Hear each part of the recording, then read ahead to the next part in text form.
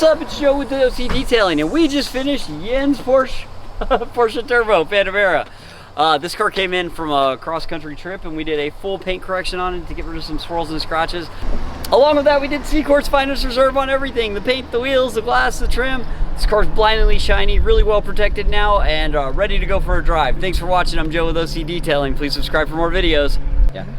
Ta-da! What do you think?